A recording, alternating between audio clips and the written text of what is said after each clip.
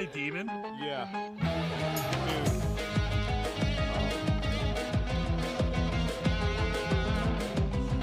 Was that you suffocating Jim? Oh, Jesus!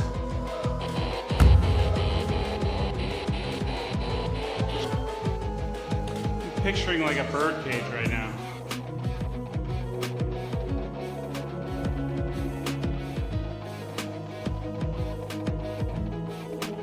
No, I grabbed my fucking neck. Seriously? Yeah. Oh, oh! Something just grabbed my backpack. Yeah.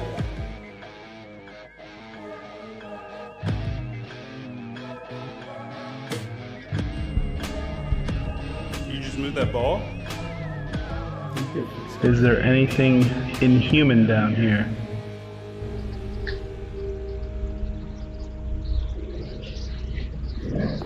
I hear growling. Yeah. Hello and welcome to the Paranormal Nut Podcast. I'm Jim. This is the immaculate, magnificent, handsome, fresh haircut having co-host Sean. You got it all right. Good job, Jim. And today we got a special one for you. We had a person reach out to us. He's an author, creator of The Enlightenment Unknown Life of a Spiritual Nomad, Wes Coons. And I am going to let the man speak for himself now. Here we go.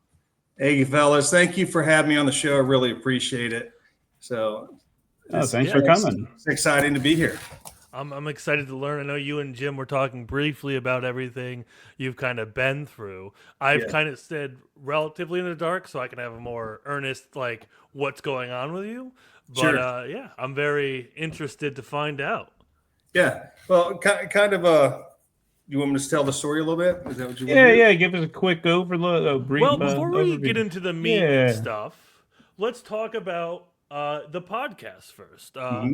Enlightenment Unknown, Life of a Spiritual Nomad. Tell us about it. What is it? Where can people find it? Things like that. Well, you can find it most anywhere. It's on Spotify. I think it's on like 17 different places. You Google it, you're going to find it. It'll be in the description too. Yeah, we'll post it. Yep. Yeah, thank you. So my friend Andrea was pushing me to do this podcast, and I didn't necessarily want to tell the story, even though I felt like it needed to be told because it was.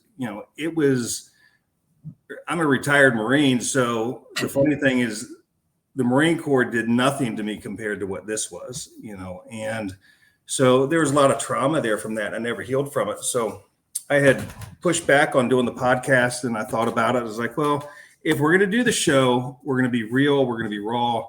I told 98% of it. There's some certain things that happened to me that I just wasn't going to share. And, I said, is the podcast just going to be, 20 or 30 episodes long, or are we going to have like a real podcast? So I thought about it, and, I've learned that life happens for you and not to you. So as I'm going through the podcast, I'm looking back now and reflecting on, how did that, when the things were crawling on me or something was, ripping my skin or whatever, how did that actually serve me in my life? How was that a positive in one of the worst positions I was ever in? So, that's the podcast. The first 2 seasons are about primarily the haunted house and everything. And then it goes into learning about, healing arts. I'm a Reiki master quantum healer here in Virginia Beach, and I heal people at a high level. So, when you go back before the haunted house, I had 0 gifts, 0 connection, didn't believe in God, didn't believe in any of that stuff. And when it was all said and done, I kind of had every gift that I think somebody could have. And, I didn't know how to manage that. It was a long road for sure. That's very interesting because the first thing I do anytime I like check out a podcast and go, is this something I want to listen to? Is I go, well, why is this person creating a podcast? What do I have to learn? And I believe I have something to learn from everyone. But Sure. What is this person trying to teach me or experience with me while they create this podcast? And I think the story that I'm sure you're going to get into here, I think it seems like you were just so affected by this that you needed to communicate that. And so you have an actual purpose behind what you're doing. And I think that's amazing. Yeah, 100%. And, I think we've roughly got 20 episodes through the haunted house, and that lasted about 9 months. And the funny thing is, I kept saying, this doesn't even scratch the surface of the craziness. I just hit the high points. And, a guy had me on his podcast a few months ago, and I told him about one of the things. He's like, "Oh, that's crazy." I'm like, "Dude, that's like day number one." I mean, every day was that level of insanity. So, somebody said one day, so, "Oh, did a book fall over?" I'm like, "Man, I wish it did." That would have been a nice day. Yeah, oh, go ahead. Yeah, it was crazy. So, we'll get into that. Yeah, that's kind of like from my story that I told on the podcast here before, and it's some unbelievable stuff, like pigs blowing up out of nowhere, like kind of craziness, and getting grabbed, getting pulled to the house, kind of thing. And when it comes to possession, it's like I told you, we didn't get to the full phase of possession. It was like the second phase of oppression. We were able to get fortunate enough to get like religious intervention into the house. But yeah, you continue because it's your story. No problem. I wanted to kind of ask you, kind of get into it. What is your, I guess, obviously we can't cover the breadth of your experiences in this haunted house, and we're not trying to in this podcast. But give me the, I don't want to call it elevator pitch. I'd rather find a better term. But for those of you who are just seeing Wes Coons for the first time, for the first time, what would you like to share with them? Man, that's a big question. I went from, being a retired Marine, running a real estate company. I still have a real estate company, and living my shitty life because I didn't know who I was. I was miserable. I was broken. But I was, I was doing it with a couple Maseratis, a big house, on paper. There's worse ways to do it, I suppose. Yeah. I mean, if I'm going to be sad and broken, I'd rather do it in Maserati. But, I was in that corporate America that made sense to me. And, I didn't necessarily, quite honestly, I didn't believe Jesus was real. I didn't believe the Bible was real. I was molested as a child, and I'm like, if that happened, then why didn't he come save me? That was my philosophy. I didn't even know Jesus was a Jew. I just knew nothing about it because we did not have religion in my house. And so I believe this whole episode, this whole thing happened because as the demons started to show themselves, and they were clearly easy to see because I had ended up putting security cameras in the house, and I could take a picture, and I'm like, what is that walking down the hallway?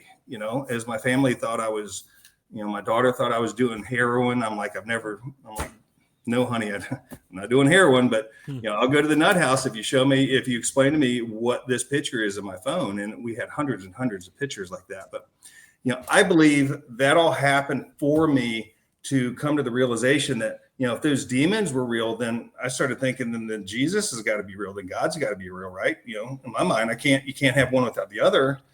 And so as I went through that process and being a Marine and being hard-headed, God had to kick my rear end for 9 months. Actually, even at the 9-month mark when it was supposedly over, I was still suffering from things for a couple of years. But it was to bring me to the table now to where I heal people. People come to me, and I'm a Reiki master quantum healer, and I see energies that no longer serve people, and I remove that. And, so I don't know, 5 years ago, if you said this was an opportunity, I'd have been like, dude, all right, man, ain't none of that real. That's all crazy stuff. You guys are whack jobs, and there might be ghosts, but that's about it. And so, I had to go through this transformation because when it was over, I could grab, I remember I was at my friend Sandra Grace's house, and she had this old antique berry picker. It's almost got like fingers on it, so you can just go up the branches and it picks the berries.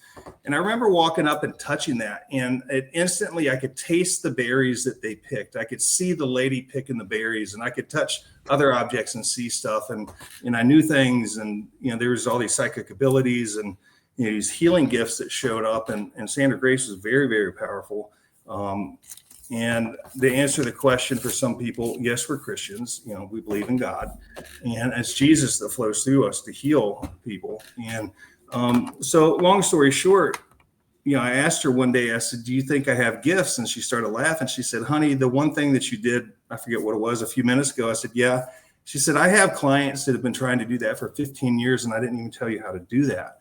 So I don't know why God picked me to do this healing work, but He did, and so that's why I tell the story of, because when I was going through it, there was nobody there to help me. Mm-hmm. And, I was spending days and days and days calling people all over the country and all over the world, actually. This might be a crazy story, but this is what's going on, trying to get somebody to help. And so somebody out there needs to hear the story. So I tell it. Well, that's incredible. And I have a few questions. Sure. I definitely want to get into the haunted house because that's kind of like our thing. But before that, anytime someone brings up a term or something that I don't know, I have to go, what is that? So can you talk to me more about, I've heard about Reiki, and I've talked with a few Reiki people in my time, but what is quantum healing? Quantum healing is just like quantum physics. There's no time and space. So, I've got clients all over the world. I think I've got clients in 86 countries now. And, you can do long distance healing through Reiki, but the quantum level, it's one and done. A lot of my Reiki friends said, "Oh, it's the same. It's not, it's this or that." And honestly, it's not. So when I work on somebody, I see energies that no longer serve them. And, I will, we can do psychic surgery or whatever we need to do to open that person up and remove that. And, I do some demonic work. I don't broadcast that, but, I clear houses around the world on a regular basis that have dark energies, ghosts or whatever. And I don't know how I know how to do that. I just do, and I can do it really quickly. But when somebody talks about it, I can see it. That's similar to my mom. She does. She can. She's not Reiki, but she's done ever since the first exorcism in that house. She's done like other exorcisms or small exorcisms for her friends in other places. Yeah. Yeah. And this goes in my next question, and Jim, this can kind of be targeted towards you and your family as well. But mainly for Wes, since he is our guest, do you, and it might not even matter, but do you believe that these hauntings that were happening to you caused your abilities? Or do you believe that maybe you had the abilities and that's what drew these entities towards you? As a child, I remember one time rolling over and seeing a ghost standing there, right? It was actually a elderly woman in a wheelchair. Everything was white light. And I just remember smiling at her and she smiled at me, and I laid down. When I looked back, she was gone. That was the extent of any gifts that I had. I was pretty shut down. And, I meet people nowadays that are doing this work and they're like, "Oh yeah, I've had this for 25 years. Dude, I went from nothing to everything almost overnight. But I believe the trauma of it turned it on. And so I've done some research, and you'll see where somebody's been in a car accident and all of a sudden they wake up out of a coma and they're speaking French or something, or those gifts have turned on. I met a lady a couple years ago. She got in a really bad car accident. She was in a coma for 3 days. And, the sad thing is she hasn't learned how to manage her gifts. And she's living literally in the mountains somewhere in this convent or something, hiding from society because she is so spiritually open. It's painful, and which I can appreciate. And, I didn't have that opportunity to go into the mountains. I have, it took me about 3.5 years to get comfortable being in this everyday world. Especially I see dead people all the time and talk to dead people. That's interesting. But, learning how to manage my gifts is taken a bit. I can imagine with any discipline, even with say you are, talented to some regard, perfecting and honing that stuff will always take time. Mm-hmm. So I got a question. So when you're talking to dead people, like, do they all have like different stories, or does it seem like there's always some reason they're still here? I don't really have fluid conversation. I have had fluid conversations in one instance. I was doing a healing session on this lady. Her husband was a tier 1 special operator in the Navy. So I'm not going to say what team he was with, but you can figure that out.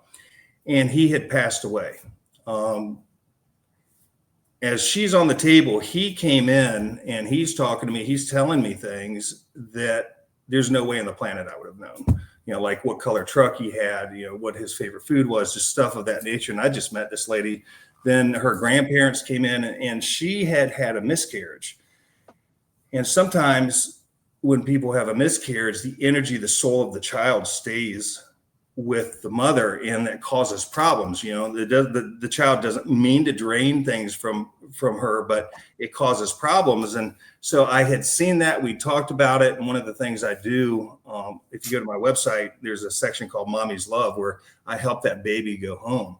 And, the father wanted to take the child home. And I'm like, dude, you haven't gone home yet. He was on the in-between. So he had unfinished business. He was still here. He hadn't gone to heaven and come back.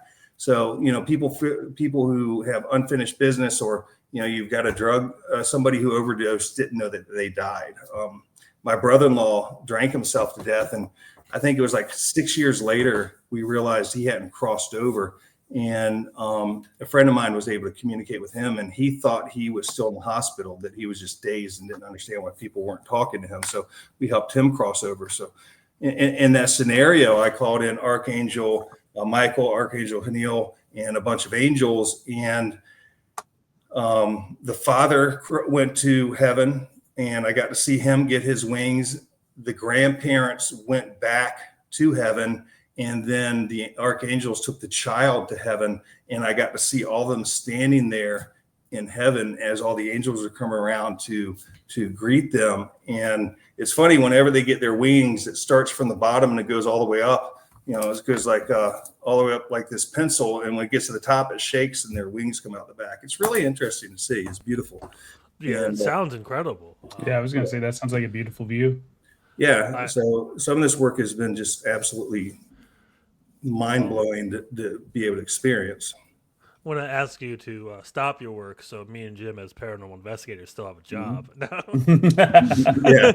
Sounds like you're just solving all the ghosts. Dude, I'm not going into the places you're going in. It's like somebody asked me if they do that, and I'm like, dude, I do not need to go into East LA or whatever down a bad street to prove that there's a gang that wants to kick my ass. I can stay in Virginia Beach, and I'm not going to go looking for it, but I do come across demonic energies and do that kind of work. My deal with them is, this is the road I'm walking on. If you want to stand in front of me, there's going to be a problem, because I ain't stepping to the side. And if I have a client come in with that, you have a choice. You can leave, or we're going to take you away. And that's kind of the lane I stay in. I actually do kind of, for those who don't really interact with the paranormal world at all, I do see, like, me and Jim have both experienced it, where people reach out to us and they go, oh, I may have something in my house. There might be something going on here. Yeah. Can you help me with it? I go, well, we can help you deduce if something's actually there. But there's plenty of, resources out there, and we always act as a liaison, like, hey, reach out to this person or reach out to this person to help. Because we're not trained in the spirituality or the... Yeah, just recently my buddy had something, and I was like, I got a contact at Nesper, and I was like, hey, you talk to him. He knows more than I do. And it was like, Jim, I don't know what's going on in your room back there, but when the show's over, I'm going to clear that room for you. So there's definitely a little heaviness back there by that chair. So, oh no, I appreciate that. Yeah, I'm just like, I keep looking at it. It shows me different things. It's just the fact I keep looking at it. I was like, I'm going to clear that for Jim later. No, I appreciate that. Yeah. Got a baby on the way, so you got to keep this house Yeah, clean. Exactly. Yeah. So, I do that probably 8 to 10 times a week, easy. And so when a client comes to me for healing work as a courtesy, I'll clear their house for them, and they'll just text me, and I don't know how I can see it. I just see it. And I typically can tell them where at in the house the energy is. And they're like, how'd you know that? I'm like, I just do. So my equipment does go wild in my house for some reason. I always I'll put it on and my girl's like, turn it off. It's just always going off. And I'm just like, I mean, I guess. I always say that, like, don't investigate your own house unless you want to find out something. Yeah, right. Yeah. But yeah. So we'll get into it. The haunted house, the house that kind of it all opened up your reality to everything going on. Was it a day one thing, or were you there for a bit, or was there an experience that really set things off? Yeah, I bought this house. I was dating this girl, and my mind. Her brother had a little boy named Connor, so there was an opportunity. We were going to adopt Connor, and we were going to get married and live in this house. And when we moved in there, she started acting differently, and come to find out, schizophrenia had turned on for her. It was a family trait on her dad's side, and that was turning on. So I'm looking at this woman I'm in love with. I'm like, what's going on here? Because we'd have a conversation. She'd turn around and come back and start growling and grunting. And you fast forward, she was removed from the house by the police and spent several years in jail, but she is now on a healing path. They diagnosed her with 8 personalities. And so, just her whole world changed. But every time we got in a fight, the energy of the house was really creepy, right? It just got heavy. And it was almost like, what's that movie where it's got the long corridor and you see all the doors, right? The Matrix? Shining? The Shining. Yeah. Shining. The house had the Shining feel. And I just remember, I was like, dude, something's wrong. I just remember I got to get her out of here. So long story short, she left.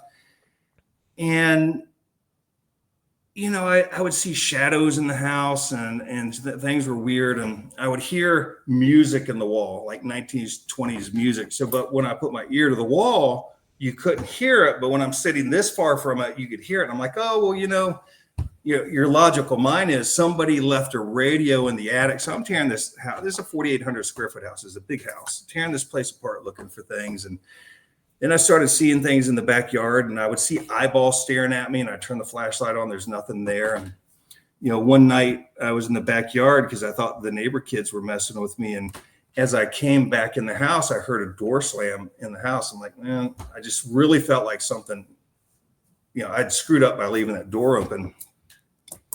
But I guess a week later, the big event that started things was I was upstairs with the dogs in bed eating an ice cream sandwich, enjoying my house because, it was really bad with her. I didn't know what was going on. So, I had some wanted an ice cream sandwich. Yeah. So I ate my ice cream sandwich, my German Shepherd, my Yorkie, and I heard a lion's roar downstairs. So, if you come out of the master bedroom, it's 2 double doors that are 3 feet wide, and you go into a big open area. Then there's a loft area. Then you can look down. There's a pool table and stuff. And,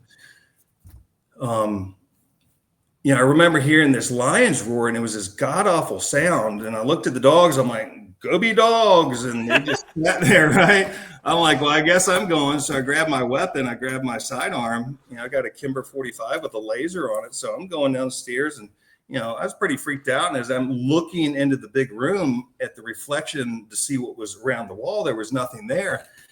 And as I came around, with my weapon drawn, dude, it was like there was a demon standing there. It looked like somebody had 50 pounds of black chalk that they'd shaved and threw it up. And I mean, you can see its face, you can see its eyes, its horns. And as it's running towards me, I'm backing up. And I think it was more shocked to see me than I was to see it. It ran upstairs. The Yorkie went off the deep end barking. And so after that night, I went upstairs looking for it. I couldn't find it. And after that evening, the paranormal stuff just really, really started going full blast. And I believe what happened is a portal had opened up in the dining room. So you would look on the security cameras or go downstairs, and they had these Edison bulbs that are like 40 watt bulbs. And the bulbs would be so bright that you couldn't even look in the room. It's like, like there's these car lights there with the high beams on.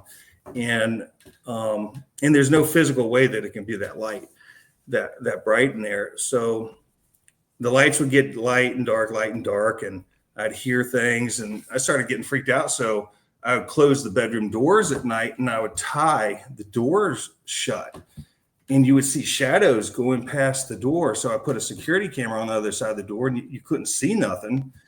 And I don't know, I guess a week later, the lights were flashing, and I got pissed. I go downstairs. This is the house of effing God. And I turned off the light, and there was this anger that house had that rocked through my bones. I mean, I didn't know what it was, but I just remember thinking to myself, I just made a mistake. And the funny thing is, the kitchen light was blue, and I still haven't figured this out. There's no reason why the light was blue, but whenever something really dangerous was downstairs, that light would turn blue.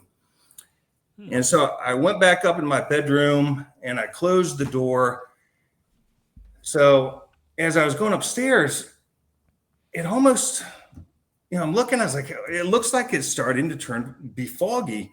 So, I'm looking at my security camera on my phone and texting friends, and it gets foggier and foggier and foggier out there.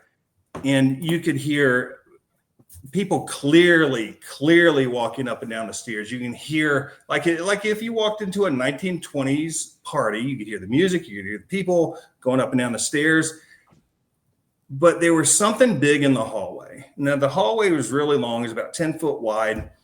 And something was walking down the hallway towards my door that was so big, every time it stepped, the furniture would rattle. And afterwards, at one point, I tried to duplicate that vibration.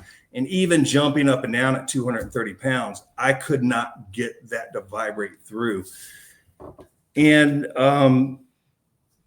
the fog was so bad, you could hardly see the outline of the door. But this being or whatever, this demon, as it stepped in front of the door, the security camera didn't see it, but the outline of the door went black. So this thing was so big, no light was coming through it. So that whole right door panel was black. And you can tell he turned just the way he stomped his feet. And more than a little nervous. I was like trying to figure it out. A little bit, right? Yeah. And so I had my weapon. I said, I'm a retired Marine. And I remember saying, I'm just going to go Marine Corps on your ass. And the second I grabbed that, it kicked the door. And thank God that it was tied shut. And I'm like, well, I think I'm going to wait 5 minutes before I kick your ass. So, I was texting my friends. I was panicked. I didn't know what to do. This had already been weeks and weeks and weeks of weird stuff, things that I've never seen before. And so I decided to open the door. I'm like, it's an electrical fire. I have a fire. That's smoke. And as I stepped into the hallway, I don't get cold. And I was instantly shivering. It was probably -20 in the hallway. Jesus. Wow. Instantly like that, right?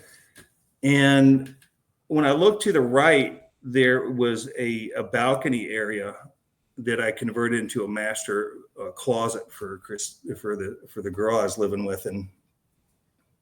And you could see this darkness swirling in the mist. And that ended up being a really hot zone throughout this whole deal. And so I came back in the bedroom, and I tied the door shut. Well, something came in with me.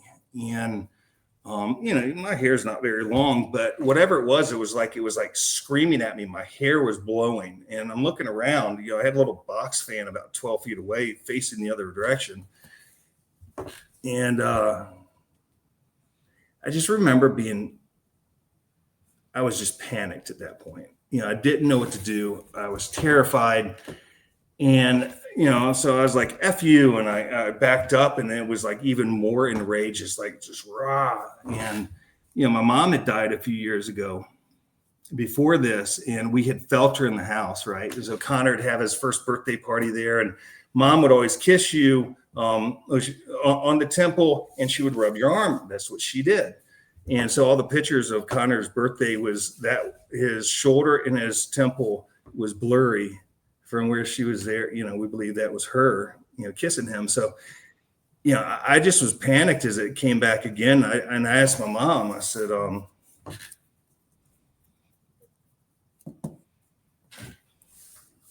sorry.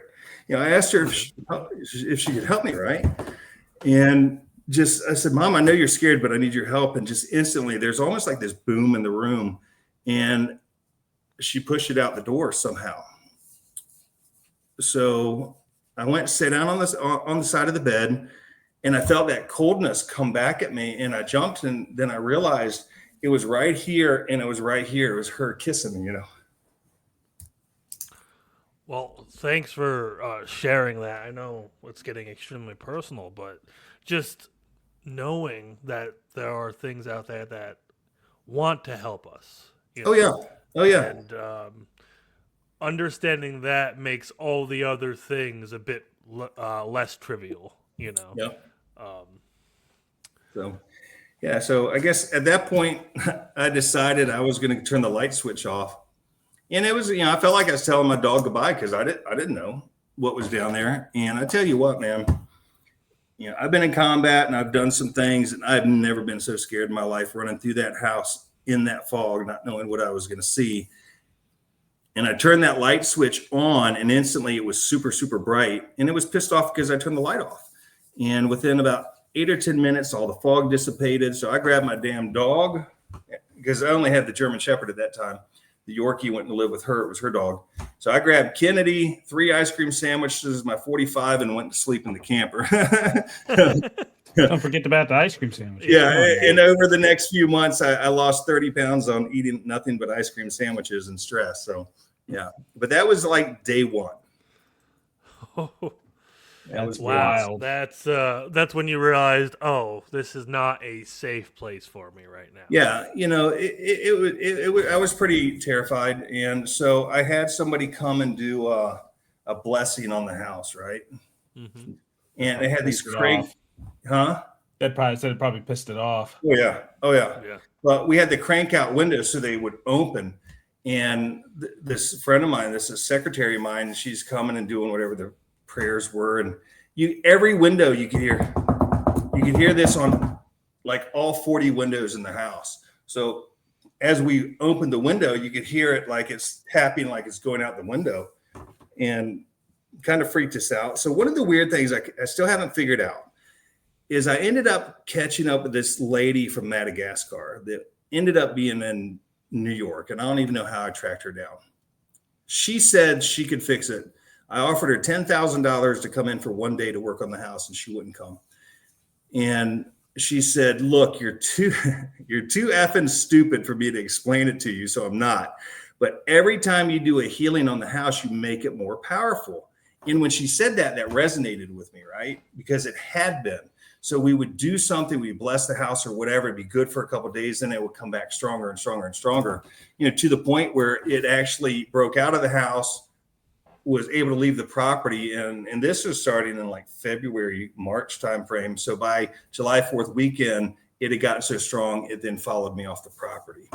So it was really bizarre. I never could figure that out. Nobody's been able to answer that question. Well, I know in like the Catholic, like doing the exorcisms, they say that if you had a demon in you once, it's not the end of if they exorcise it out, that's not the end of the fight, because they say it'll go into hiding and gather more like foot soldiers, and then it will come back and possess you even harder than it did before. And then after that, that's when it's finally over. And that's just from reading. Like I've been reading up on exorcisms and all that.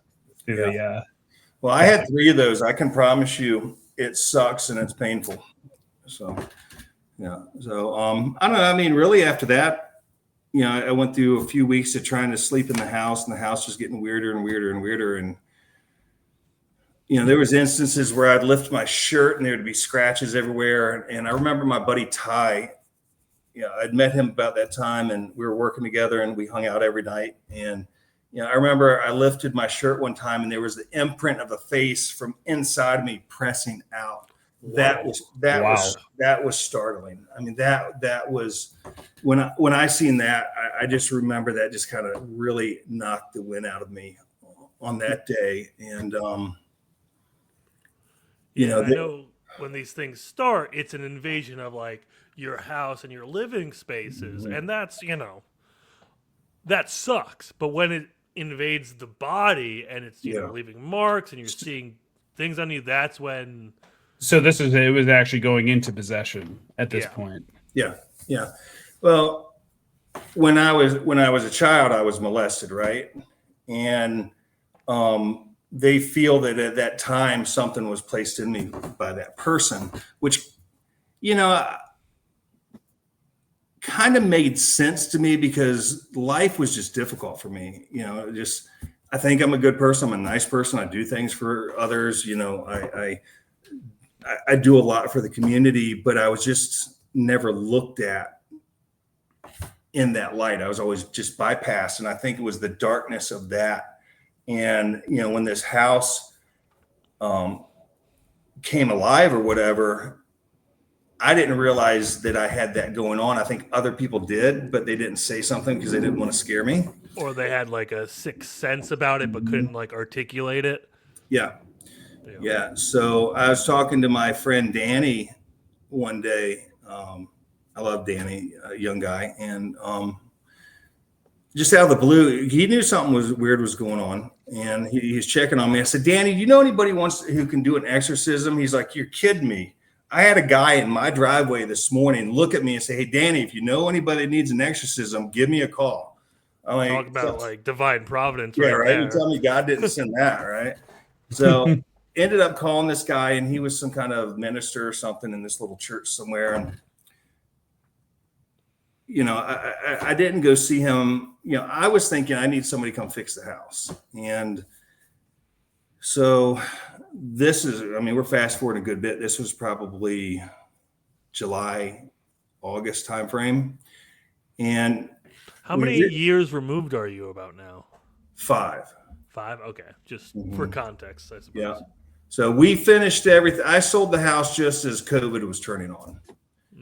And, so this guy calls me up. He said, hey, Wes, why don't you come to my church and we're going to end this today. I'm like, all right. I didn't ask what we're going to do. My ass was on fire and I was in trouble and nobody was helping. And, I had met this medicine woman that said she could help me, but she said she couldn't do it till September. And everybody I met couldn't do anything for months and months and months. Or, there's these priests that I was reaching out to that never got my messages, these monks that never got my messages. So these things were so powerful that they weren't getting emails, they weren't getting text messages, they weren't getting voicemails. And I find it irregular that a Buddhist monk is going to lie to me just out of the blue and say, I never got your stuff, right? I just don't think that happened. And so I think what happened was they were keeping people from coming to me, but also as I was isolation is a big part of their tactic book, if you will. And with the exorcists actually talk about like they won't do anything last second, like drop of the hat. They said because a lot of the times that's whatever demon is trying to create a diversion to keep them from going and doing the job that they're supposed to do somewhere else. Yeah. Yeah. So it was, it's funny you said that, I never felt more alone in my life. And the cul-de-sac where this house was, there's only 6 houses and it's surrounded by water. And I just remember it just felt like there was never anybody home. It was bizarre. I just really felt like I was by myself on an island somewhere. And so I called Ty and said, hey, man, this guy wants us to come over. He said, what do you want to do? He says, I'll go with you.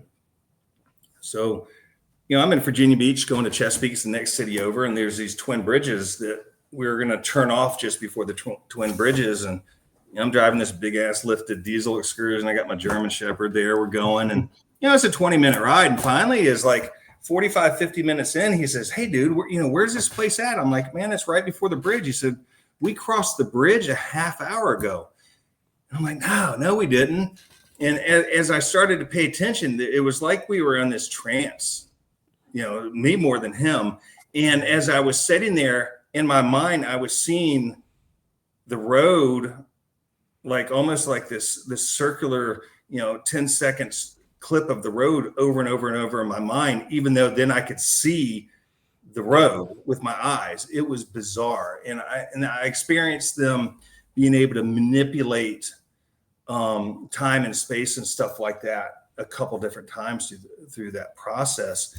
And so turn around, we get there, and the same thing was happening when I walked in that minister's office, man. It was like walking through like mud. And I remember there was two guys there, the minister and some other dude, and it was me and Ty. I left the dog in the car.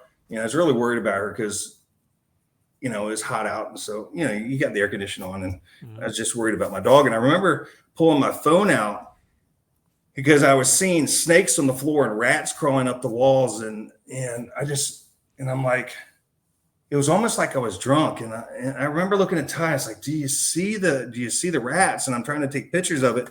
And the minister guy's just going off. What are you doing? What are you doing? Blah, blah, blah. He was really being aggressive. And he says, give me your phone, sit down. And I didn't realize why I was there. And,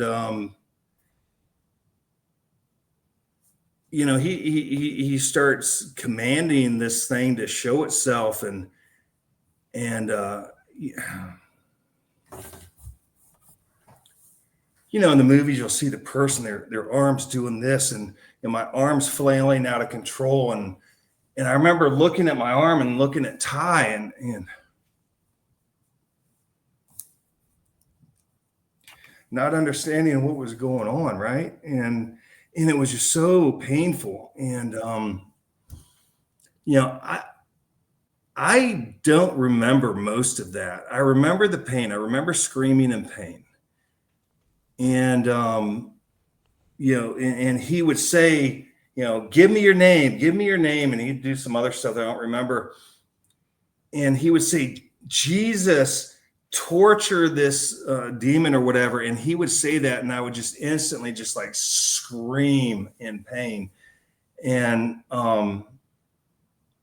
just pain that I don't even know how to explain. And at one point, I do remember kind of like being present. And I was looking around, and the guy's like, "What are you doing?" I said, "I was looking for a pair of scissors." He's like, "Why?" I said, "Because I'm going to freaking kill every one of you." And I'm not a little guy, and all three of them just kind of took their seats back a little bit. And I remember just being so embarrassed. I'm like, I was like, "Sir, I mean, I was embarrassed. I mean, that's not something I would say." And then he said something, and all of a sudden I just remember screaming again. And finally, it gave its name, and I'm not going to say its name.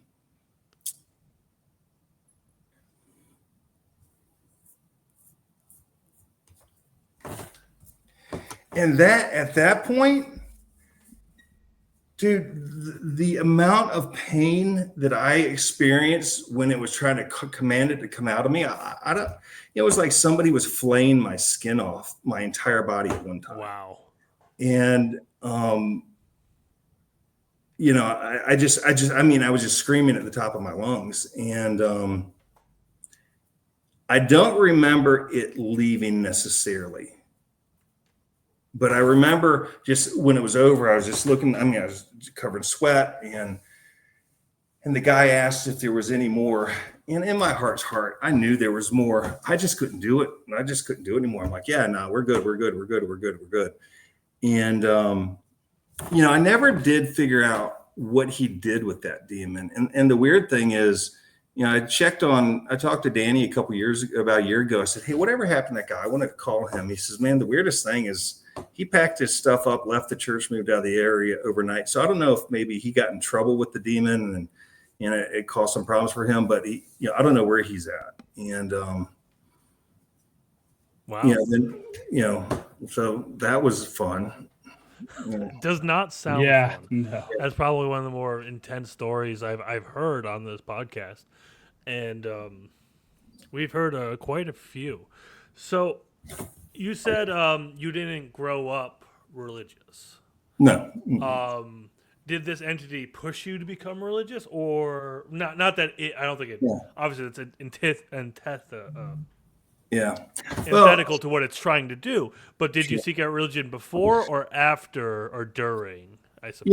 I don't even know if I'm religious these days, Yeah. but I talk to God. I can hear God talk to me. I can talk to Jesus. They sound different. They talk to me differently. So to me, not to upset people, but the organized religion doesn't resonate with me. The brick box down the street where you pull the Bible out and they judge everybody. Then if you don't do it the way they want, they judge you again. That's my perception, my experience. I call religion. I just call myself spiritual. So, it pushed me to come to the realization that Jesus was real. And I don't want to get off topic because I asked that question because I want to go back to the beginning of the story when you first encountered the entity and you invoked the name of Jesus. You're like, this is a house of God. And that kind of set it off. And I was kind of wondering where that existed for you on your spiritual path. Was it like, because I know you said you grew up with not spiritual. Were you more spiritual at that point, or at that point were you still not spiritual really? Dude, I was desperate at that point. Yeah. I didn't believe in God. I said, I think it's a house of effing God, Fair enough. That's what I said. But, I didn't believe he was real. I didn't believe none of that stuff. I just didn't know. I didn't know anything. I knew I was scared. I was confused and I was frustrated and I wanted my life back. And this was an inconvenience, So, yeah, I just coming from that because you were saying like, yeah, you didn't grow up religious, and then not the first thing, but when at the moment it seemed like you needed it came out from you. It did. I had been searching for all these people to help me, and I was looking for a religious person, and so long story short, I called down to Florida in this place that teaches exorcisms, and they said, you don't need me, you need this priest that's in Virginia Beach. And I'm in Virginia Beach. I'm like, you're kidding me. So she gives me, I'm not gonna say his name, but the father's name. And you figure by this point, dude, I was suicidal at this point. I mean, every night I had my gun in my hand trying to figure out, how do I pull the trigger, not go to hell, not destroy my children, right? Mm-hmm. It was that bad. And so I go see, fast forward, I go see this priest. He says, I want you to come in. We're gonna work on some things. So he has me in his office. He's a retired British Royal Marine. So if you're from around here, you might know who that is. And I'm a retired Marine, and I tease him. He thinks we're the same. I'm like, Father, we ain't the same. All right. He ain't the United States Marine Corps. So, but I love that guy. And well, you're both owned by your country's navies, so yeah, that's right. Yeah, we're both Navy guys. Yeah, we're both Navy guys. Hey, we appreciate the Uber. We appreciate the Uber. Listen, Uber rates are going to go up. Yeah. So he wants me to come to the realization that Jesus is real. So he has me closes up my eyes, and he has me go back as that child getting ready to be molested by this person. He's standing behind me. I mean, it's at that moment of it's going to be really bad. And he said, now stop. And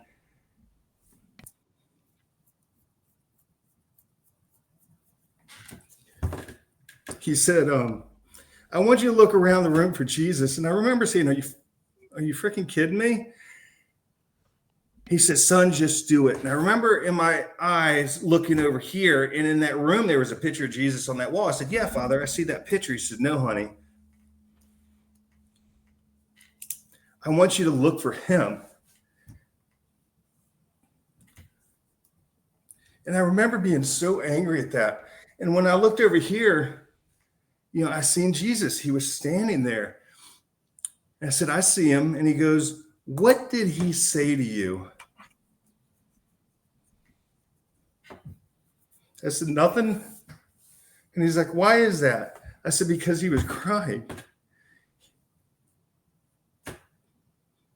He was crying watching him rape me. And that was the moment that I realized Jesus was real. But that was also the moment that it freed me. And he wasn't there to pull me out of that room. He's there to love me unconditionally through the experience I was here to experience.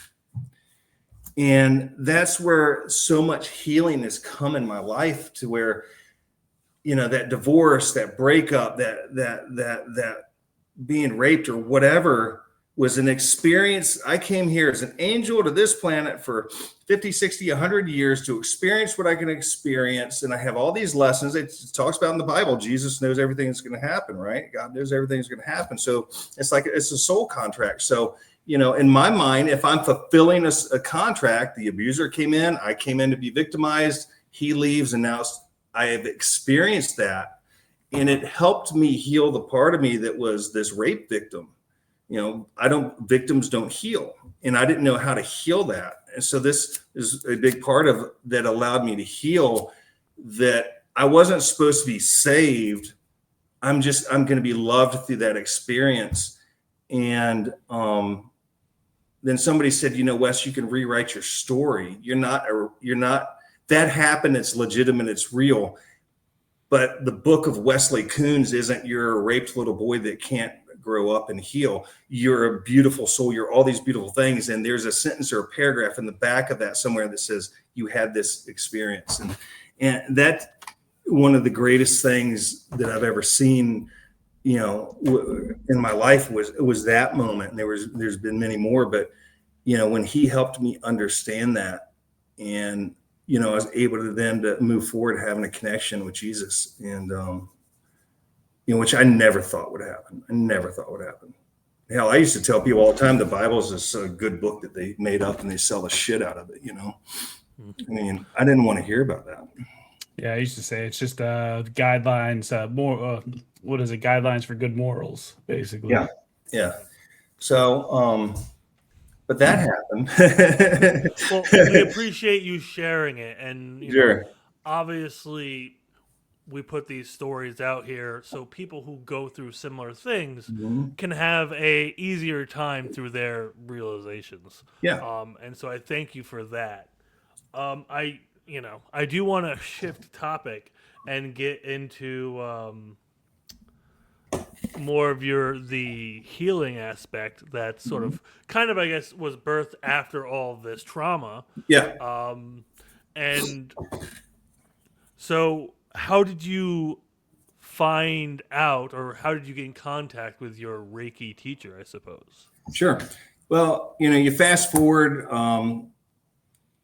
we can talk about maybe another time. I ended up having this Native American rebirthing ceremony where I had to dig my own grave and go through this process, and that pulled the demons out of me. And then the medicine woman came and she sang 3 songs at the house. I'm like, really? You sang 3 songs and it's fixed? But she fixed it, sold the house. And at that point, everybody was gone. The healers were gone. The people were gone, everything. And I didn't understand what Reiki was. And it's funny, I would drive to the ocean front and there was an attorney's name on the building and it was basically spelled the same as Reiki.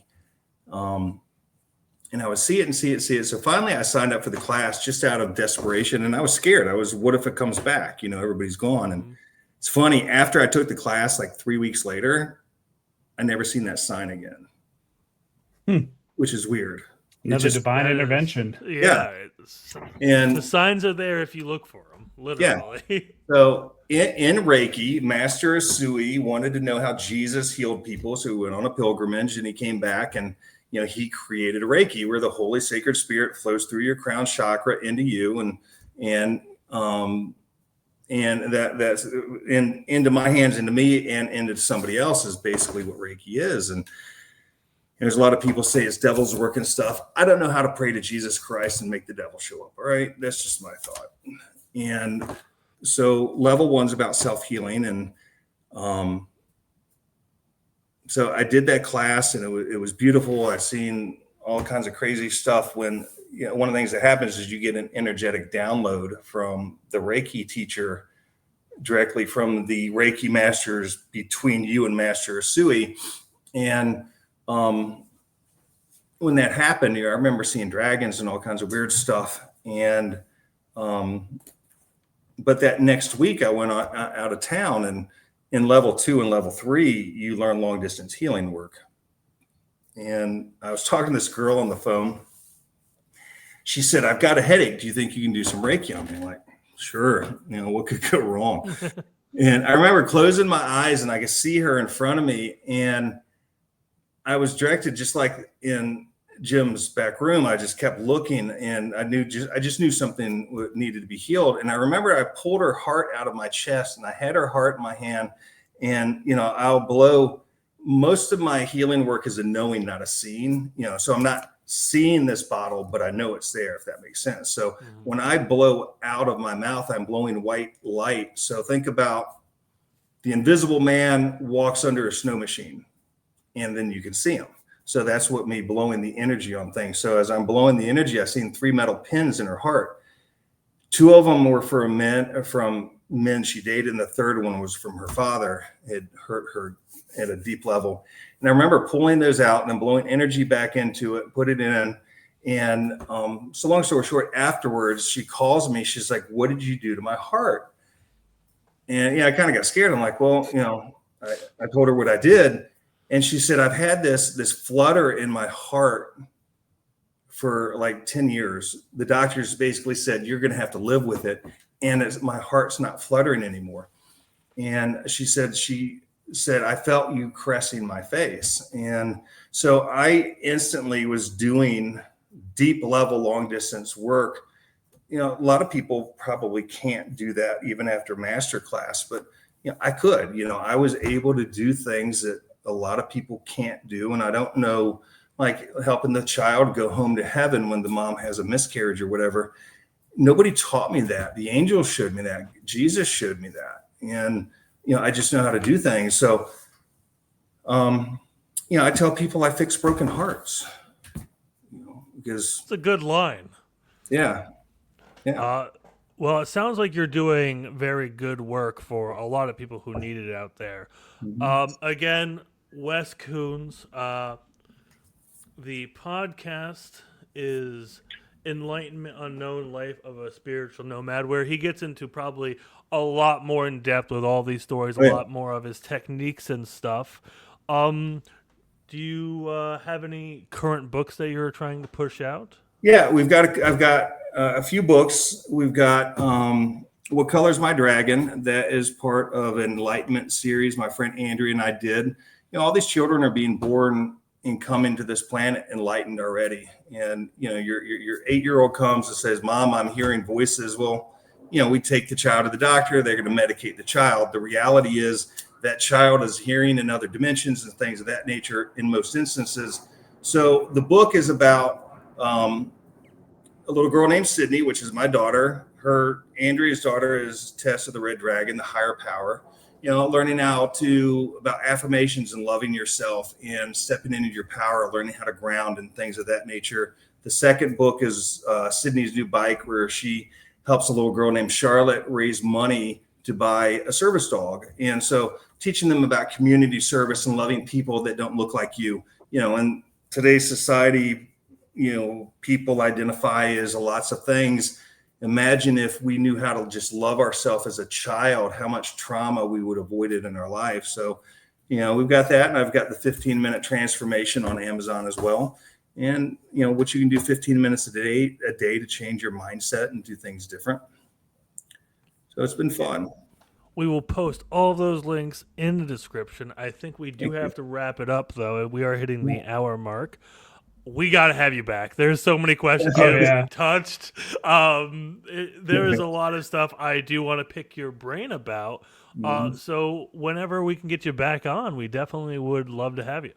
Yeah, man, you let me know. I'll make the time. I appreciate you. I appreciate your show. Thank you for the hard work. And it's been a blessing. So thanks. It's been cool. I'm just Thank worried you. about the thing in the back.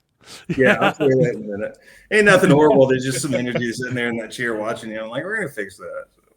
Oh yeah. All right. The last podcast I was on, the guy's deceased grandmother's coming in telling him to wear a necklace. I guess she said, "Where's the necklace with the heart?" And he just looks at me and he reaches back off camera and pulls it. He says, "You mean this one?" I'm like, "Yeah, she wants you to wear that." Oh So, Nice. geez. that's fun. So, but fellas, thank you so very much. Thank you. Have a good Thank one. you for coming. All right now.